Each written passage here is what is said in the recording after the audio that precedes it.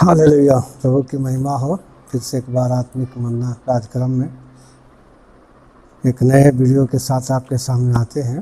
प्रभु आशीष करें। एक छोटा सा भजन गाकर हम प्रभु की स्तुति करेंगे, फिर संदेश में जाएंगे। स्तुति हो प्रभु की सदा, स्तुति हो प्रभु की, आदर महिमा तुझको देते, आदर महिमा तुझको देते। स्तुति हो प्रभु की सदा, स्तुति हो प्रभु की, स्तुति हो प्रभु की सदा, स्तुति हो प्रभु की। चरणों में आए हैं, खाली हाथ फैलाए हैं, चरणों में आए हैं, खाली हाथ फैलाए हैं। अपनी आत्मा से भर दे, सबकी प्यास बुझा देना, अपनी आत्मा से भर दे, सबकी प्यास बुझा देना। स्तुति हो प्रभु की सदा, स्तुति हो प्रभु की, आदर महिमा तुझको देते, आदर महिमा तुझको देते। स्तुति हो प्रभु की सदा, स्तुति हो प्रभु की। हालेलुया। प्रभु के नाम की महिमा हो। प्रार्थना के साथ फिर से हम प्रभु के संदेश में जाएंगे। प्यारे प्रभु जी, हम धन्यवाद देते हैं आज के दिन के लिए। प्रभु फिर से हम तेरे कदमों में आते हैं। प्रभु जी, अपने वचनों के द्वारा प्रभु जी हमें सिखाए, और पिता परमेश्वर जितने लोग वचन को सुनते हैं प्रभु उनके हृदय से भी बातचीत करें, दया करे, अगुवाई करे। सारा आदर जलाल प्रभु आपको देते हुए इस विनती को उद्धार करता प्रभु यीशु मसीह के पवित्र नाम से मांगते हैं। सुनिए और स्वराज में ग्रहण कीजिए। आमीन। पिता को धन्यवाद हो। अभी हम बाइबल के अनुसार अपराधियों के प्रति हमारा व्यवहार कैसा होना चाहिए, इसके बारे में हम कुछ वचनों को देखकर हम प्रभु की महिमा करेंगे। मत्ती किताब उसका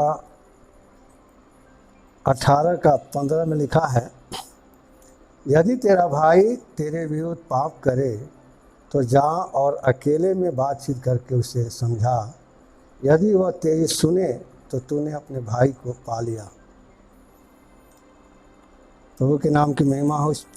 अगर कोई भाई या बहन अगर वचन बताता है कि तेरे विरोध में कोई अपराध करता है तो उसे जाकर अकेले में समझा, और अगर वो तेरी बात को मान जाए, समझौता कर ले, तो वचन में लिखा तू अपने भाई को पा लिया है।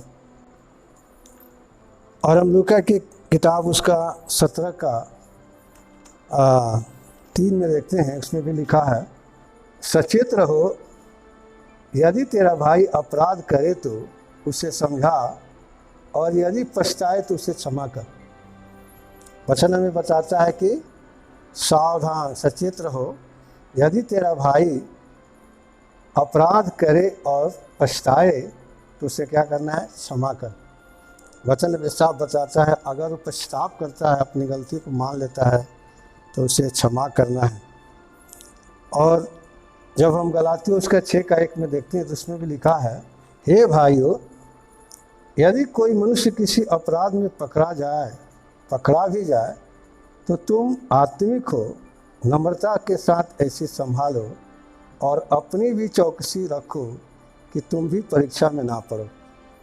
यह वचन बताता अगर तेरा भाई कोई मनुष्य अगर अपराध में पकड़ा जाता है तो उसे तुम आत्मिक हो इसलिए नम्रता के साथ उसको संभालो और अपनी भी चौकसी रखो, सावधानी रखो कि तुम भी उसमें फंसने, परीक्षा में पढ़ने ना पाओ।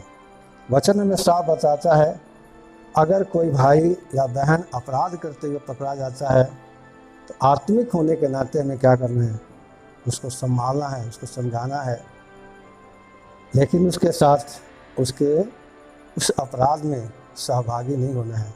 इसका मतलब लिखा उससे क्या करो, प्रार्थना, उसको तुम आत्मिक हो, इसलिए तुम क्या करो, सचेत रहो, चौकस रहो कि तुम भी उसके साथ परीक्षा में ना पड़ो। इस बात को हमें ध्यान रखना है।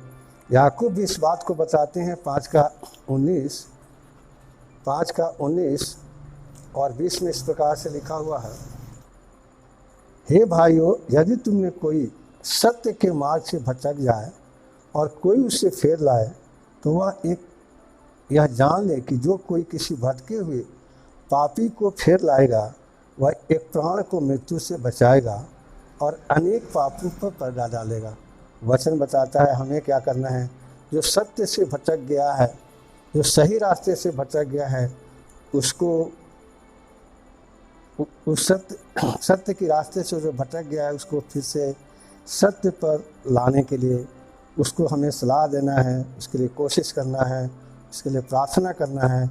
अगर वो व्यक्ति उस सलाह को मान करके सत्य के मार्ग पर चला आता है तो वचन बताता है तो उसके प्राण को बचाएगा और अनेक पापों के ऊपर पर्दा डालेगा।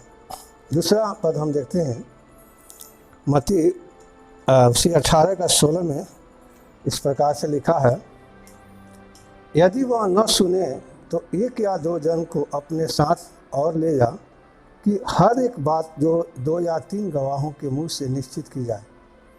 वचन बताता है पहले अकेले में जा, समझा, अगर वो तेरी सुनता है तो उसको पा लेता है, अगर तुम्हारा नहीं सुनता है तो यहाँ पर लिखा है कम से कम 1 या 2 जन व्यक्ति को उसके साथ लेकर जाओ और उसको क्या करो, समझाओ।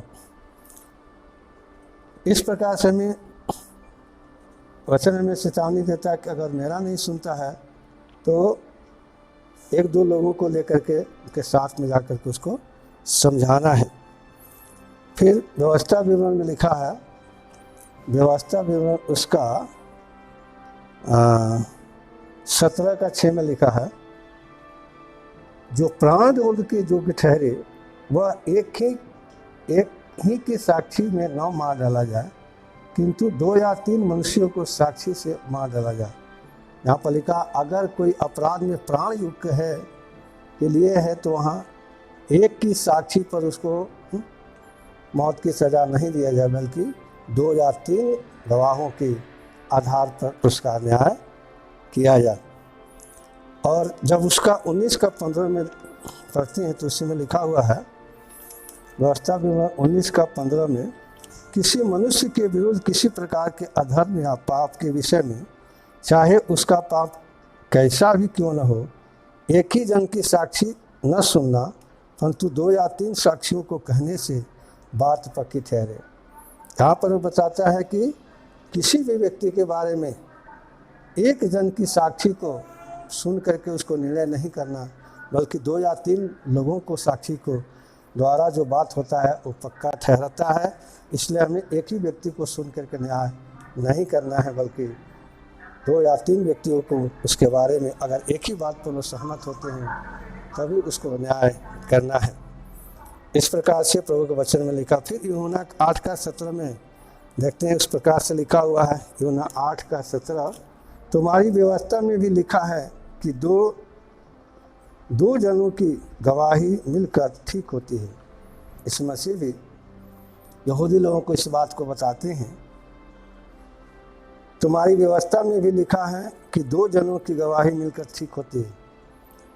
यानी यीशु मसीह यहूदी लोगों से बताते हैं कि तुम्हारी व्यवस्था में भी लिखा है कि 2 जनों की गवाही मिलकर ठीक होती है, सही होती है। और जब हम दूसरा कुरिन्थियों उसका 13:1 में जब पढ़ते हैं तो इस प्रकार से लिखा हुआ है, दूसरा कुरिन्थियों 13:1 में, अब तीसरी बार मैं तुम्हारे पास आता हूँ, 2 या 3 गवाहों के मुंह से हर बात ठहराई जाएगी। यहाँ पर पौलुस भी कुलुसियों की कलीसियों को अंतिम चेतावनी के रूप में लिखते हैं कि मैं तीसरी बार तेरे पास आता हूँ, 2 या 3 गवाहों के द्वारा तुम्हारे मुंह से हर बात को क्या कर दें, सही ठहराया जाएगा। तो हमने देखा मत्ती 18:16 में, यदि वह न सुने तो 1 या 2 जन को अपने साथ ले जा, कि हर एक बात 2 या 3 गवाहों के मुंह से निश्चित की जाए।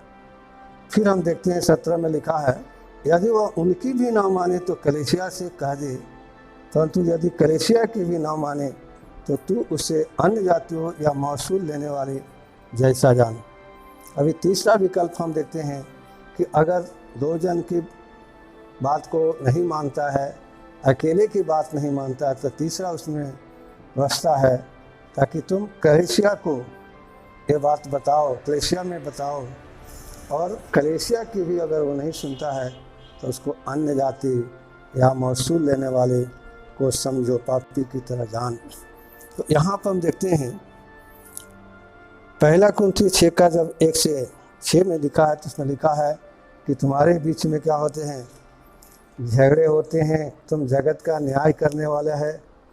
अगर तुम में कोई चालाक है तो क्या करो, आपस में एक दूसरे को न्याय करो और अन्य जातियों के सामने खड़ा न किया जाए। इस प्रकार से उसमें कुरिन्थियों की कलीसिया को जैसे 6 का 1 से लेकर 6 तक जब हम पढ़ते हैं तो उसमें बहुत सारा बात लिखा हुआ है कलीसिया के, कुरिन्थियों को कलीसिया को जो पौलुस जो है समझा रहे हैं।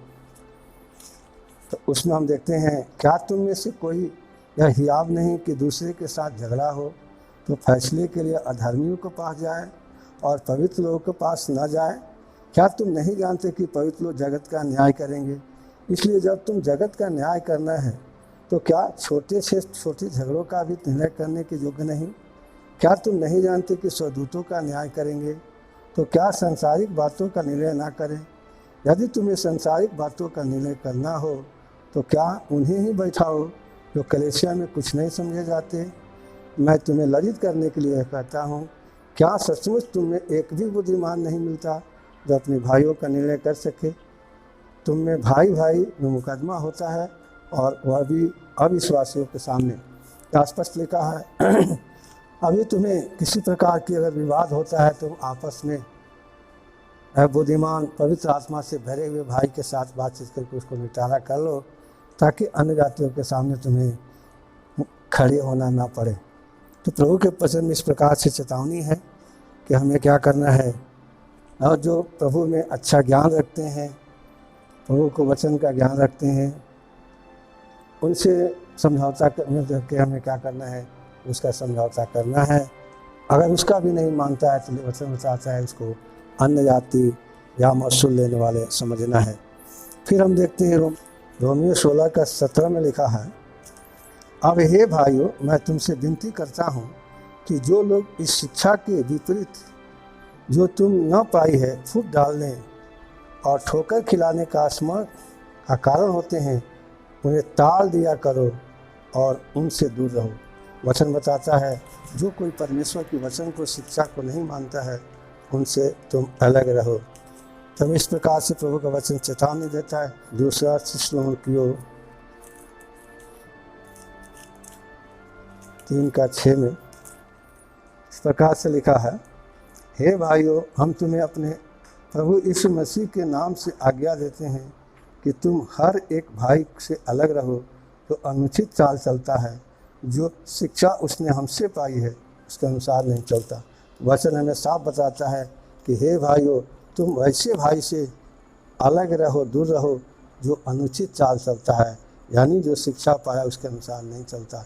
इस प्रकार से प्रभु का वचन में हमने देखा है अपराधियों के प्रति हमारा व्यवहार किस प्रकार से होना चाहिए।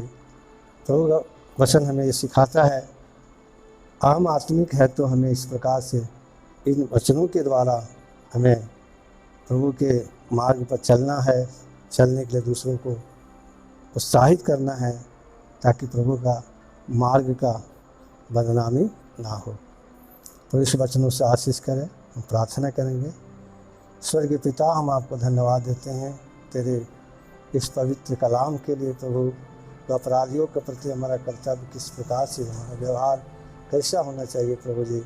वचन के आधार पर जो हम आत्मिक है प्रभु, हमारा न्याय प्रभु जी वचन के आधार पर होना चाहिए, ताकि प्रभु का मार्ग का बदनामी ना हो, उसका निंदा ना हो। इसके ख्याल रखते हुए प्रभु जी हम आपके पिता परमेश्वर मार्गों पर चलने पाए और दूसरों को भी इसके प्रति उनको उत्साहित करें, ताकि प्रभु जी आपकी इच्छा हर एक कलीसिया से, हर एक लोगों के जीवन से पूरा होने पाए। प्यारे प्रभु, वचन को सुनने वाले हर एक भाई बहनों के ऊपर तो आशीष देना प्रभु जी, उनके मन की आंखें खोल देना प्रभु जी, ताकि प्रभु शिक्षा को पाकर अपने जीवन में 30 गुना, 60 गुना और 100 गुना फल लाए और उनके जीवन से आपको महिमा मिलने पाए। सारा आदर, जलाल, महिमा आपको देते हुए इस विनती को उद्धार करता प्रभु यीशु मसीह के पवित्र नाम से मांगते हैं, सुनिए और सब राज में ग्रहण कीजिए। आमीन। प्रभु आप सबको आशीष दे। God bless you.